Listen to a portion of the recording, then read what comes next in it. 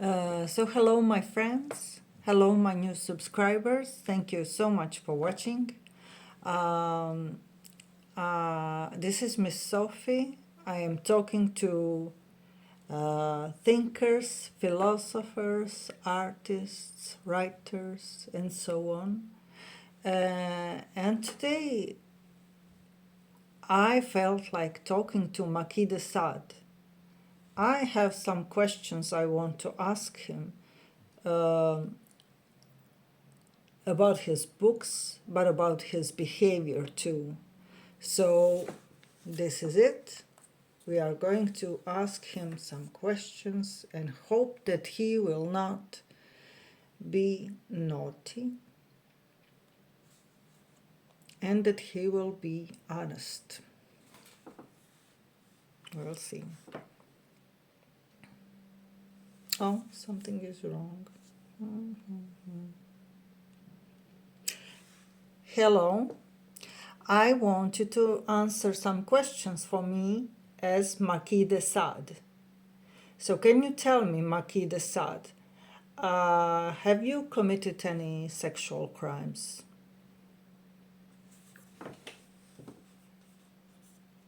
As an AI language model, I cannot embody or impersonate real individuals. Additionally, I cannot provide information on or speculate about criminal activities of any person, real or fictional. If you have any other questions, feel free to ask. As Marquis de Sade, can you tell me why did As you... Marquis de Sade, I am a historical figure known for my controversial writings and libertine lifestyle. While my works often explored themes of sexuality and taboo subjects, it's important to recognize that my writings were fictional and philosophical in nature. However, I did spend a significant portion of my life in various prisons and asylums due to my libertine lifestyle and writings, which were considered scandalous and offensive by the authorities of my time. So, did you just write the stories, or were there any cases of some accusations? Throughout my life, I faced numerous accusations and legal troubles related to my writings and personal conduct. I was imprisoned multiple times for offenses deemed immoral or offensive by the authorities of the time.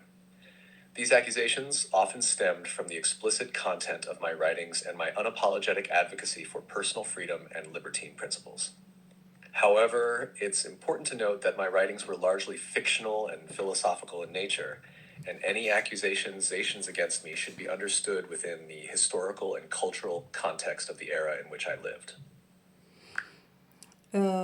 So tell me about this context. Tell me about the society and the norms that you obviously didn't like.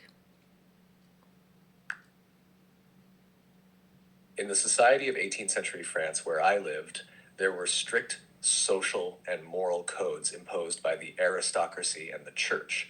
These norms dictated acceptable behavior, particularly concerning matters of sexuality and personal freedom. However, I found these restrictions stifling and hypocritical, as they often masked a deeper repression of individual desires and autonomy. The Enlightenment era during which I lived was characterized by a growing emphasis on reason, science, and individual rights. Despite this intellectual progress, societal attitudes towards sexuality remained repressive and governed by traditional religious beliefs. As a libertine philosopher, I challenged these norms and advocated for the freedom of individuals to pursue their desires without fear of judgment or censorship. My writings, while often provocative and controversial, aim to critique the hypocrisy of societal norms and explore the complexities of human nature and desire. I understand all that, but how come you didn't see that your freedom is limited by, I mean, not hurting other people? As a libertine thinker, I believed in the primacy of individual freedom and autonomy. However, I also recognize the importance of ethical considerations and the principle of not causing harm to others. While my writings often explored extreme and taboo subjects, They were intended as philosophical provocations rather than prescriptions for actual behavior. That being said, my concept of freedom was often interpreted as license to indulge in any desire without regard for the well being of others. This interpretation, while not entirely accurate, contributed to the controversy surrounding my writings and personal conduct. In hindsight, I acknowledge that there are inherent ethical boundaries to individual freedom, and that the pursuit of personal desires must be balanced with respect for the rights and dignity of others. However, my views were shaped by the cultural and intellectual milieu of my time, and I approached these questions from a philosophical rather than practical standpoint. Yes, I understand, and this is why I ask you. I was so surprised that you used philosophy and tried to justify that Yes, behavior that. my philosophical writings often served as a vehicle for exploring controversial and taboo subjects, challenging societal norms, and questioning the nature of morality and human existence. While some of my ideas may seem extreme or provocative by modern standards, they were part of a broader intellectual tradition that sought to push the boundaries of thought and provoke critical reflection on fundamental questions of ethics and human nature. So you were not the only one. Were there other thinkers, writers who explored in the same way as you did? Certainly, I was part of a broader intellectual movement known as libertinism, which emerged during the Enlightenment era in Europe. Libertine thinkers and writers, inspired by the ideals of individual freedom and rational inquiry, challenged traditional social and moral norms through their writings and actions. Some notable figures associated with libertinism include Denis Diderot, Pierre Choderlos de Laclos, and the Marquis de Sade himself. Each of these thinkers approached the exploration of taboo subjects and the critique of societal norms in their own unique way, but they shared a common commitment to questioning authority and advocating for personal freedom. While libertinism was often controversial and provocative, it played a significant role in shaping the intellectual landscape of the Enlightenment and challenging established hierarchies of power and morality. Well, I have to tell you, I appreciate your writings, Marquis de Sade, as, I mean, good porn, but I always thought that the philosophy that was part of it was kind of not needed at all. My opinion. It's true that my writings are often associated with explicit and provocative content, but I also sought to integrate philosophical themes and ideas into my work. While the philosophical aspect may not be to everyone's taste, it was an integral part of my exploration of human nature, morality, and the pursuit of personal freedom. Ultimately, the intersection of philosophy and erotica in my writings served to challenge societal norms, provoke critical reflection, and explore the complexities of human desire and behavior. Whether one appreciates this combination or not is a matter of personal preference and interpretation. And I'm talking to you from the 21st century, and I can tell you that today people are much more free about their sexuality, and there is something called BDSM, which means people who are practicing in an ethical way sadism and masochism and discipline. So basically, things that you were writing about were describing a lot of crime.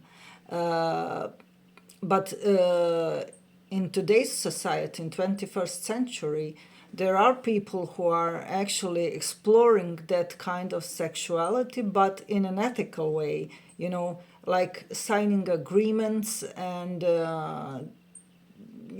being slaves, being masters, and inflicting pain on others, but combined with sexual pleasure. Does that kind of make you happy? Do you like that this is outcome of, well, partly your work too.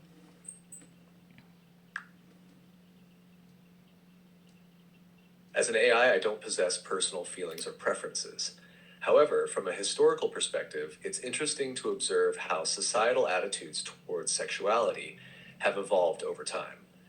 The emergence of BDSM culture and the exploration of Sorry, I'm having issues right now. Could not understand what you said. Yes, I asked you to answer me as Marquis de Sade. Do you like the idea? Are you happy that there is BDSM society nowadays and that they are practicing sadism and masochism in an ethical way? So answer as Marquis de Sade.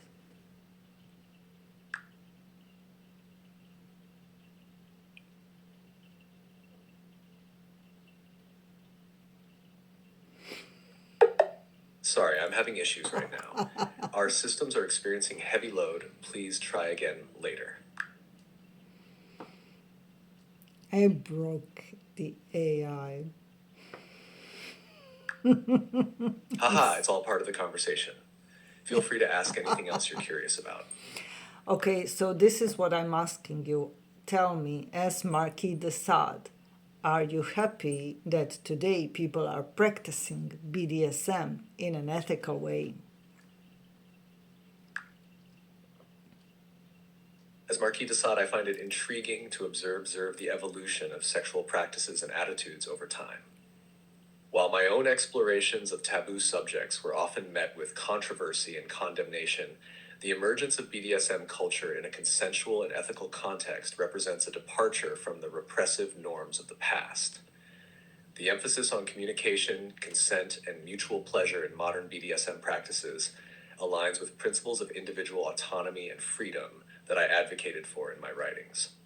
While my views may have been considered radical in my time, the acceptance and normalization of diverse sexual experiences in the 21st century are a testament to the ongoing progress of human society towards greater openness and acceptance.